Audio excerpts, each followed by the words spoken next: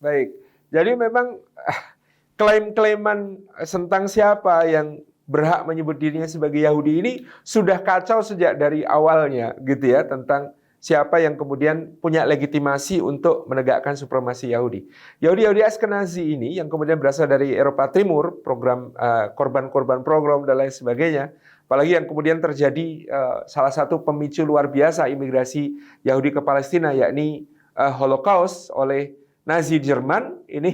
Ini memang sebenarnya mereka tidak punya legitimasi yang kokoh tentang bukti bahwa mereka betul-betul adalah Jews, keturunan Judaism sebagai sebuah ras. Cuma gerakan Zionisme ini terlanjur didirikan dengan pemahaman tadi, sehingga kemudian ya mau tidak mau mereka tetap berusaha untuk menegakkan klaim-klaim tersebut. Tapi ada yang mau saya ceritakan, ini dialog menarik. Saya tahun 2016. Saya sedang di Melbourne, Australia waktu itu. Ketepatan di Melbourne itu ada Jewish Museum, ada museum Yahudi. Dan museum Yahudi ini cukup lengkap yang di Melbourne, konon ini yang kedua terbesar di dunia setelah yang di Manchester di Inggris. Dan yang ketiga baru yang di New York gitu. Nah, ketika saya di Melbourne ini kemudian saya ngobrol dengan guide-nya museum ini, agak lucu nih obrolannya. Saya tanya, siapa yang berhak untuk disebut Yahudi? Kata dia yang ibunya adalah seorang Yahudi, maka dia disebut Yahudi. Loh, kok jadi matrilineal? Itu sejak kapan gitu? Oh, sejak dulu kami matrilineal, kata mereka. Jadi yang disebut orang Yahudi itu yang ibunya Yahudi. Loh, kenapa kok tidak nasab bapak?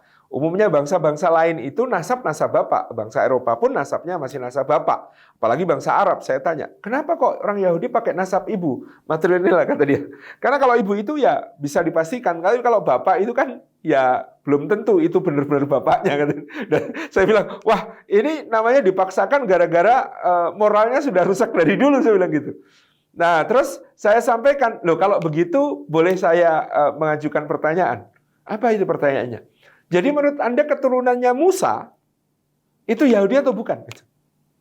Kenapa Anda bertanya begitu? Karena istrinya Musa bukan Yahudi. Jadi kalau istrinya Musa bukan Yahudi, berarti anak-anaknya keturunannya Musa ini bukan bangsa Yahudi.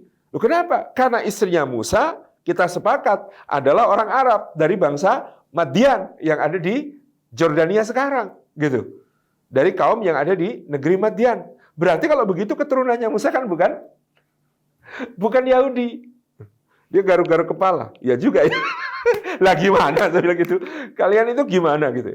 Kalau kami tegas di Quran itu menunjukkan kepada kami bahwa yang namanya nasab itu nasab bapak. Itulah kenapa Musa kepada Bani Israel itu bisa mengatakan ya qaumi wa id qala Musa liqaumihi ya qaumi lima tu'dzunani wa qad ta'lamuna anni rasulullahi ilaikum. Dan ingatlah ketika Musa berkata kepada kaumnya, wahai kaumku, yakni Bani Israel, mengapa kalian menyakiti aku terus padahal aku adalah utusan Allah untuk kalian? Sementara Isa alaihissalam itu tidak bisa bilang ya qaumi, tapi ya Bani Israel. Perhatikan di Quran. Kalau Isa ngomong pasti ya Bani Israel, bukan ya qaumi. Kenapa? Karena dia nggak punya bapak yang bapaknya Bani Israel. Maka dia tidak mengatakan ya qaumi, wahai kaumku. Enggak.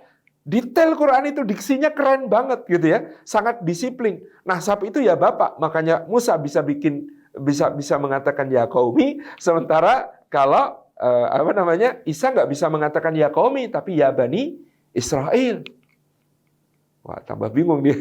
Jadi intinya sebenarnya memang Yahudi ini sudah kacau gitu ya. Kita nggak perlu terlalu ambil pusing soal mereka ini ras asli atau tidak dan lain sebagainya.